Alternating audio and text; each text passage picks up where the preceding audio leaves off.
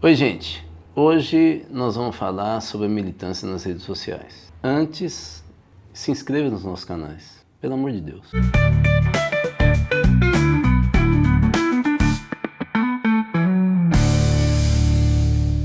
O que você fez no sábado? Ficou tomando cerveja? Bicho, isso dá barriga, cara. Aumenta a glicemia. Pelo amor de Deus. Para de comer massa, pão, esse monte de pão, queijo, bicho. Manda o link desse Rodar Analisa para todo mundo. E manda suas perguntas, suas questões, observações no chat dos nossos canais. E também, se quiser, comunica direto com a gente através do WhatsApp. Dito isso, vamos começar com o nosso tema aqui.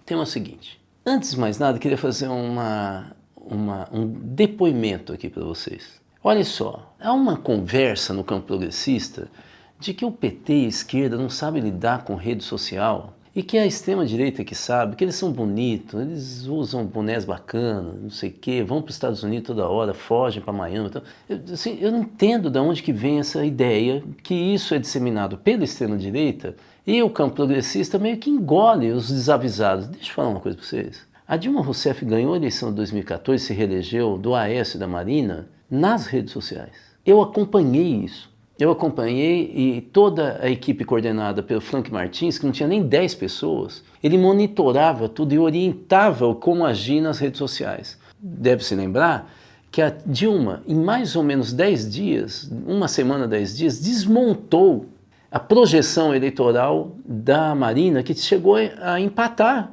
numa das pesquisas, em intenção de voto antes do primeiro turno com a Dilma Rousseff.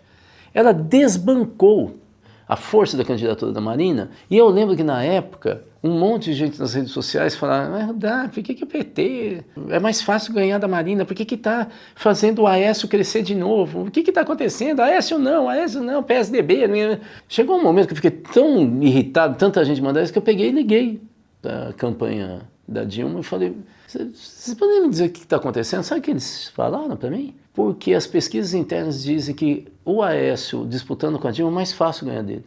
E por quê? Porque ele é homem. E em segundo lugar, porque o Juca Kfouri, uns 2 anos antes, soltou uma matéria dizendo que o Aécio teria agredido uma mulher. E nós vamos trabalhar o tempo inteiro isso porque nós fizemos uma pesquisa e 70% dos indecisos são mulheres, quase metade desses indecisos mulheres apanharam de um homem ou viram a mãe apanhar. É aí que vai ser a campanha. E eles disseram mais. Nós vamos começar a primeira semana do segundo turno. Gente, não tinha nem acontecido o primeiro turno. Nós vamos dar a primeira semana para a campanha do Aécio e depois, a partir da segunda semana, a gente vem com tudo e ele vai despencar e nós vamos ganhar com entre 51% e 53%. Eu lembro que na época eu falei, não é possível, esse pessoal é bruxo ou é louco. E eu postei na época da Facebook, postei no meu perfil do Facebook de maneira cifrada, porque aí eu tinha que provar, né? Que eles tinham falado comigo isso antes da eleição. O que mais ou menos um passarinho me disse, aquelas conversas meio bestas, quando você não quer dar o nome aos bois, né? Isso deu, depois, um tempo, uma página inteira da Folha de São Paulo me entrevistou já com a vitória da Dilma, o que tinha sido aquilo, né? Eles deram uma página para eu falar. Então, primeira coisa, o PT sabe sim lidar com as redes sociais e de uma maneira até muito mais eficaz e inteligente do que o bolsonarismo. Então é bom a gente parar com essa discussão. Vocês vão falar, mas então por que eles aparecem mais? Por uma questão moral. O lulismo e a esquerda, elas têm uma visão ética e moral que segura um pouco um tipo de ataque baixaria que a extrema-direita nunca teve. Então eles xingam as pessoas, xingam mulher, xingam negro, fala gorda, não sei o quê, né? Meu filho nunca casaria com uma mulher negra gorda como essa aí, não sei o quê. Eles não têm respeito a nada. E vocês sabem que quando você xinga, chama atenção. A ideia é, num mundo com uma profusão tão grande de informação, é o espetáculo que chama a atenção do nosso olho. É isso que a gente tem que entender. Agora, que a esquerda, o PT, não conhecem, não sabem como lidar com a internet e com as redes sociais, desculpa, mas quem fala isso não tem a menor ideia do que está falando. Acontece que agora parece que houve uma recuperação. Então eu queria começar falando para vocês de dados Eu queria mostrar a pesquisa Quest, de 4 de julho, que mostra uma transformação da política do governo Lula, depois vou te explicar por que houve essa transformação, nas redes sociais e que vem puxando um crescimento e um volume cada vez maior de engajamento do campo progressista nas redes sociais e que já superou o bolsonarismo. Então vamos começar, vou ler aqui para vocês os dados de maneira assim, mais clara do que essa pesquisa de 4 de julho da Quest fala de como que primeiro a imagem do Congresso, com aquela coisa do IOF lá, vai começando a despencar e a imagem do governo vai melhorando. Vamos lá, ó. Desde o 24 de junho, coletamos aproximadamente... Não sou eu, tá? Nem a Cultiva. Eu estou falando da Quest. Coletamos eles. Desde o 24 de junho, coletamos aproximadamente 4,4 milhões de menções sobre o Congresso Nacional e disputas entre o Executivo e o Congresso nas redes, com um alcance estimado médio de 32 milhões de contas por hora. Numa comparação de repercussão entre temas, o volume de menções foi consideravelmente maior com a abertura do inquérito do golpe. Do inquérito do golpe teve menos do que agora. A campanha contra o Congresso ganhou força a partir do dia 25 de junho, com a votação contrária à taxação do IOF, quando inicia-se uma campanha de boicote aos parlamentares com mais de 300 mil menções só com hashtag inimigos do povo. Um segundo momento de grande repercussão ocorre nessa semana entre os dias 30 de junho e 3 de julho, com um novo pico de menções de insatisfação contra o Congresso e críticas direcionadas ao presidente da Câmara, Hugo Mota, conhecido como Guinho. O cenário atual de disputa entre governo e Congresso representa uma vitória do governo nas redes. Quem escreve isso é a Quest. Dá uma olhada aí nesse gráfico mostrando o sentimento das menções sobre o Congresso e você está vendo que o vermelho são menções negativas ou críticas. 61% das menções nesse período, de 24 de junho a 4 de julho. Eu não sei se você entendeu que o governo Lula ganhou presente.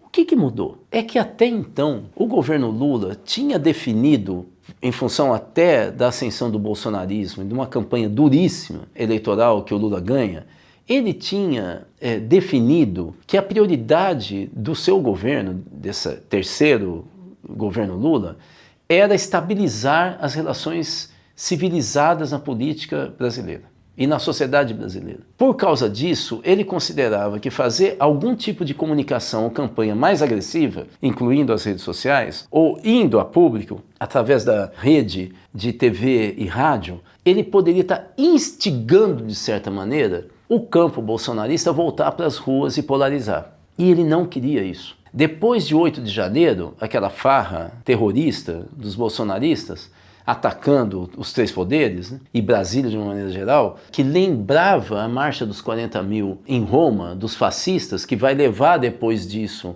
o Mussolini ao poder, né, e o início do fascismo, como a gente conheceu. Esse estouro do dia de 8 de janeiro fez o governo recuar ainda mais na possibilidade de fazer um estímulo popular nas redes sociais, de ofensiva e nas ruas. Eu estou dizendo que o governo Lula, eu estou afirmando, ele desmobilizou a militância nas redes sociais e nas ruas. Acontece que, de repente, com o processo em andamento, pegando todos os líderes, inclusive Jair Bolsonaro, e operadores da farra de 8 de janeiro e da tentativa de golpe, pouco a pouco se via nas redes sociais que o apoio e o engajamento dos bolsonaristas nas redes sociais e na rua estavam caindo. Quando o Bolsonaro faz aquela manifestação presencial em Copacabana e depois na Paulista, ficou evidente que estava tendo uma queda de engajamento dos fanáticos de base do bolsonarismo. E nesse momento, o governo, escanteado pelo próprio Congresso e com uma pressão da grande imprensa para ele equilibrar as contas públicas, que geraria inflação, a gente estava à beira da morte, não sei o quê, o governo pega e lança a ideia da taxação do IOF, que acaba impactando mais os mais ricos. O Hugo Mota lidera um não redondo a essa proposta. O governo então equilibrou a queda de engajamento do bolsonarismo com o ataque à proposta dos ricos, que o governo está emparedado. Como é que ele equilibra as contas públicas se o próprio Congresso rouba dinheiro total com as emendas parlamentares. Então, assim, gasta mais, os juízes gastam, as Forças Armadas gastam, o governo cada vez com menos dinheiro, tem obrigação para pagar um valor enorme para a educação, para a saúde, e tem que pagar mesmo. Tem que cumprir o compromisso de aumento real do salário mínimo acima da inflação todo ano. Vou, então, aumentar um pouquinho só o imposto sobre ricos. E aí, o Guinho, que é financiado, você sabe, o Centrão é financiado pelo alto empresariado brasileiro, né? É apoiado, eles se reúnem direto, a grande imprensa publica as reuniões deles, né? Do presidente da Câmara e do Senado, toda hora com o alto empresariado. Eles usam até gel, porque de tanto estar em reunião, eles começam a imitar empresário, né? O que ele dá de presente? Fala, então agora eu vou defender os pobres. E é nesse momento que o governo volta para as redes sociais. Por quê? Porque ele percebe que o mote das eleições de 2016 estava na cara dele. Claro que depois vem o Trump. E o Trump atacando o Brasil através do Eduardo Bolsonaro, ele consegue dar o segundo presente com o Lula no centro do campo de futebol sem se mexer. Eu até escrevi numa rede social, é engraçado, o Lula tá parado no campo, não faz nada, e os adversários já fizeram 2 gols contra, ele tá ganhando 2-0, é impressionante. A loucura do Eduardo Bolsonaro com o Trump faz o Lula roubar o discurso do bolsonarismo, do nacionalismo, da defesa do verde e amarelo. Quem do bolsonarismo agora vai ter coragem de falar que defender o imposto contra o Brasil feito pelo Trump e, portanto, que os Estados Unidos, a salvação da pátria, é nacionalismo? Acabou. O governo se sentiu confortável. E aí foi para as redes sociais. É nesse momento que o Congresso começa a ser atacado nas redes sociais e mostra isso em pesquisas, inclusive presenciais, vamos dizer assim, além das redes, começam a mostrar que o Congresso começa a entrar em baixa e o governo no embate do IOF começa a subir. Vamos então lá na 15ª rodada de avaliação do governo Lula. O que é esse negócio de 15ª rodada? Vocês estão achando que é pôquer? Não é. Nem a truco. A ideia aqui é uma pesquisa que, no caso, a Quest faz de avaliação do governo Lula desde a posse do Lula, é a 15ª pesquisa. Bom, você já sabia, mas eu achei melhor explicar. Essa pesquisa foi feita em julho, 10 a 13 de julho, e ele mostra que a população brasileira, já 72% consideravam o Trump errado com aquela história da tarifa. 53% já diziam que o Lula estava reagindo bem. Olha que legal esse dado, para a gente analisar o que está acontecendo no Brasil. A maioria já acha o Trump antinacionalista. O Lula, que estava em queda de popularidade, ele já aparece com uma maioria menor do que a crítica ao Trump. Já começa a admitir que o governo está defendendo o Brasil. Ele começa em uma ascensão novamente, claro que está embicando para 2026, que é a eleição. Mas agora ele ganhou um discurso. E com isso ele ganha uma energia. Vocês vão ver então daqui a pouco. Olha, até a avaliação da população, que era muito ruim, que 56% em maio achava que a economia estava indo mal, até isso começa a melhorar. Aí nessa pesquisa da 15ª rodada de julho, já 46% então, de 56% cai para 46% achava que a economia estava indo no rumo errado. Agora, veja, a gente lê pesquisa não é pelo resultado dessa pesquisa, mas é o filme. O que dizia antes dela e antes pelo próprio Instituto. Aqui a gente está vendo uma tendência de melhora do governo e da avaliação do brasileiro. E isso gera expectativa. Expectativa é esperança, esperança é eleição 2026. Entendeu? Qual que é a trajetória? Vamos ver sobre o governo. Essa mesma pesquisa mostra que havia uma aprovação de 43% dos brasileiros aprovavam, era 40% no mês anterior, desaprovavam, era 57% no mês anterior, cai para 53%, ainda tem uma crítica ao governo, mas vocês veem o filminho que já está melhorando. E aí há alguns dados dessa pesquisa muito interessantes, como por exemplo o caso de melhoria no Sudeste. A diferença entre a avaliação negativa e a positiva, que era na pesquisa anterior de 32 pontos percentuais, caiu para 16. A tendência é muito nítida numa região que o Lula estava tendo dificuldade, né? A região centro-sul. Melhorou a avaliação do governo daqueles que têm ensino superior completo, né? A aprovação subiu 12 pontos percentuais e a desaprovação caiu 11. Melhorou também entre os mais velhos, entre 35 e 59 anos, vocês têm que lembrar que homens nessa faixa etária do Centro-Sul e com nível de escolaridade maior eram majoritariamente bolsonaristas ou contra o governo.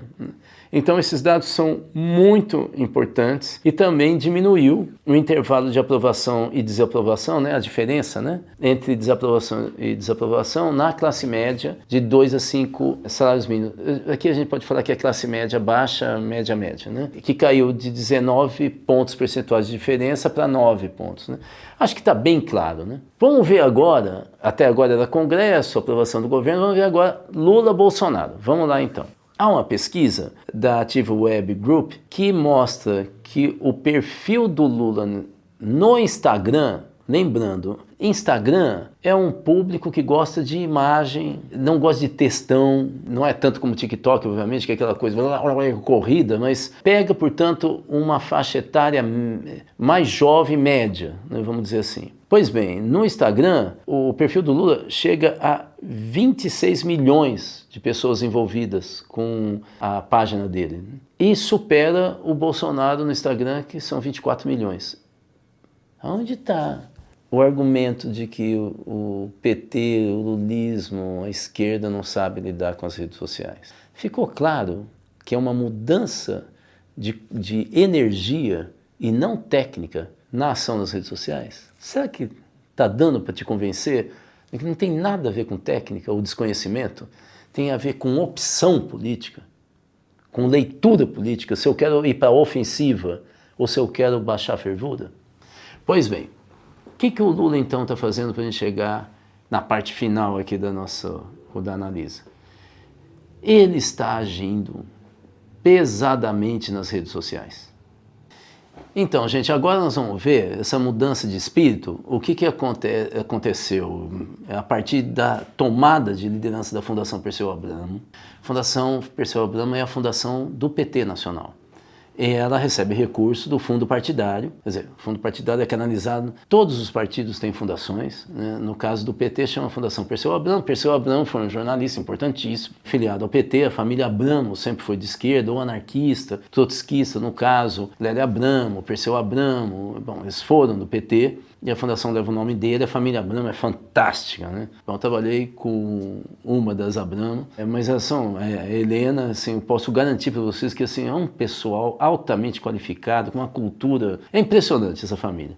Bom, a Fundação Perseu Abramo desfechou 2 campanhas recentemente. Uma delas, muito interessante, chama Pode Espalhar. Inclusive, ela começou a desenvolver cursos para militantes digitais, inicialmente para dentro do partido, né? Eu vi muitas críticas dizendo, mas tem que furar a bolha, pô. Não é só para dentro do partido, mas é que a gente não estava conseguindo enxergar que existe uma estratégia aqui que a gente chama no mundo sindical de formação de formador. É o pessoal que vai estar construindo outros núcleos e vai furar a bolha. Então, primeiro você monta um exército, é isso que a Fundação fez. E em seguida, olha que interessante, a Fundação Perseu Abramo criou uma outra iniciativa chamada Fé e Democracia para Evangélicos e Evangélicas. Porque até então só 19% dos evangélicos estavam avaliando bem o governo e agora tem toda uma concepção de atuação junto a evangélicos e evangélicas para reverter esse cenário. Bom, então nós temos a Fundação Perseu Abramo, parte daqueles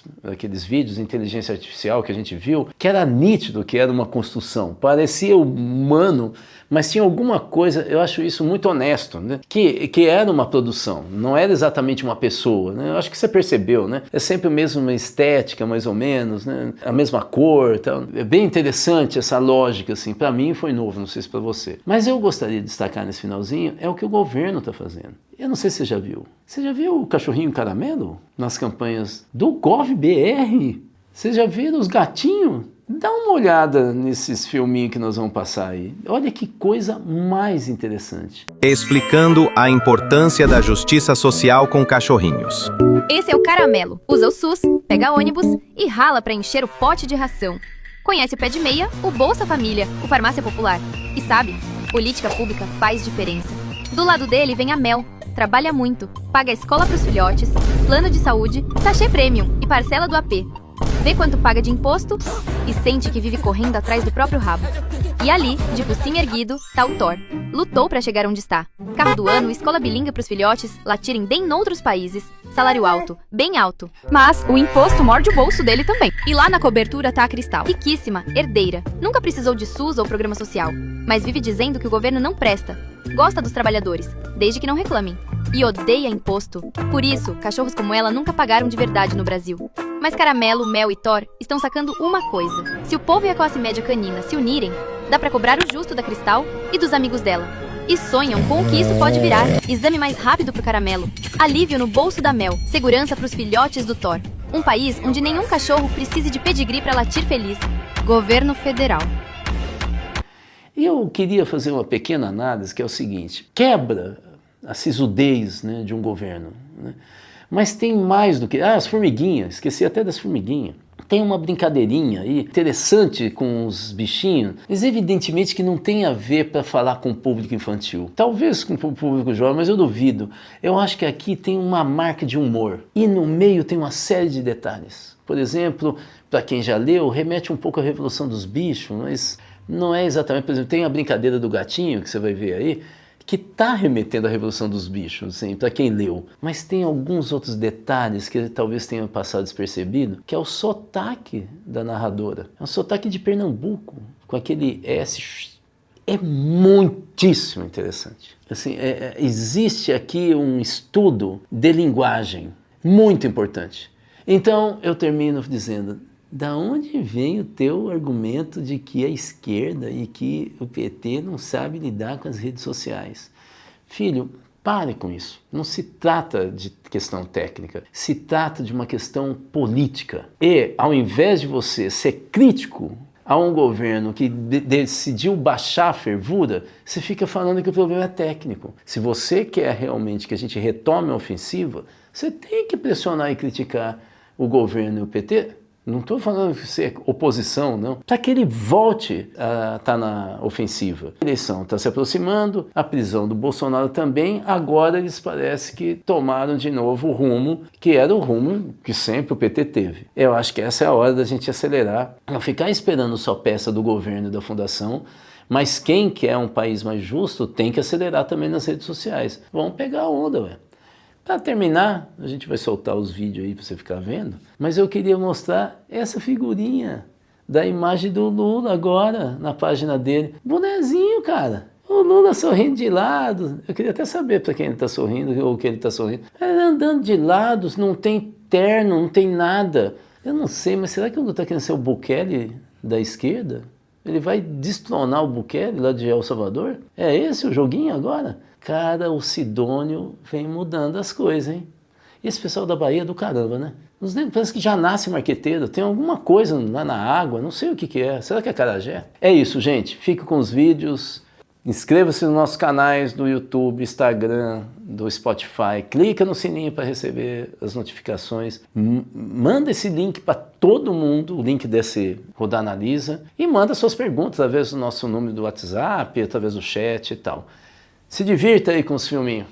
Fim da escala 6x1 explicado com formigas. A formiga Gracinha acorda cedo, carrega folha, ajuda no formigueiro 6 dias seguidos. E só descansa um. A Folilda também. 1, 2, 3, 4, 5, 6 dias de trampo, carregando folha, enfrentando trilha ruim e cuidando das larvinhas. No dia de folga, lavar a antena, faxinar seu cantinho e tentar viver. E assim segue a rotina. Todo santo dia, pra Gracinha, Folilda e milhões de outras formigas. Mas aí tem formigas que trabalham 5x2, 4x3 e até 3x4 e são contra o fim da escala 6x1. Por Mrs. Lane, que vive na melhor parte do formigueiro. Mrs. Lane adora dizer: basta só acordar às 5 da manhã, economizar e fazer networking. Qualquer formiga consegue. Mas o formigueiro todo sabe, não falta esforço, falta justiça. E se quem carrega tudo descansa menos, tem algo errado nesse formigueiro. Em outros formigueiros onde a jornada já foi reduzida, tudo continua funcionando. E funciona até melhor. E sabe quem está ganhando? Todo o formigueiro. Gracinha disse logo: o formigueiro foi construído pelo trabalho coletivo, pela força de muitas patas. E Folilda assina embaixo: chega de carregar o formigueiro nas costas. Chega de formigueiro exaustivo. Queremos viver. Porque o trabalho de formiguinha é valioso, sim, mas a saúde mental da formiguinha também. Formiguinha não nasceu pra ser engrenagem, nasceu pra construir, pra sonhar E pra ter dignidade também. Governo do Brasil. Soberania nacional explicada por bichinhos. Era uma vez um mundo animal em que cada grupo vivia com os seus, no seu território, com seus hábitos, regras, seu jeitinho. Quando esse grupo se organiza, escolhe lideranças, define leis e cuida da própria vida, isso aí se chama país. Aqui no país dos gatinhos, por exemplo, escolheram a democracia. Isso significa que tem gatinho presidente, gatinho deputado e até justiça felina, que investiga, julga e pune os gatinhos que fazem coisas erradas. Os países se falam, trocam saudações diplomáticas, fazem acordos, debatem o futuro das nações. Mas o que não pode, de jeito nenhum, é um país querer dar ordem no outro. Por exemplo, o país dos cães pode até ter um cachorro mandão, pode negociar com os gatinhos, sugerir parcerias, latir de vez em quando. Mas não pode, por exemplo, querer decidir o que os gatinhos vão fazer dentro do país deles. Muito menos querer meter o focinho nas decisões da justiça felina. Imagina, quando isso acontece, os gatinhos soltam um miado da soberania.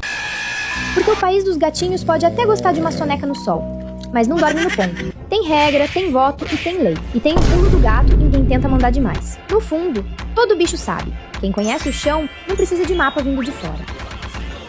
Esse programa é um oferecimento do Instituto Cultiva, mais de 20 anos com foco na educação para a cidadania e participação social. Saiba mais no site institutocultiva.com.br.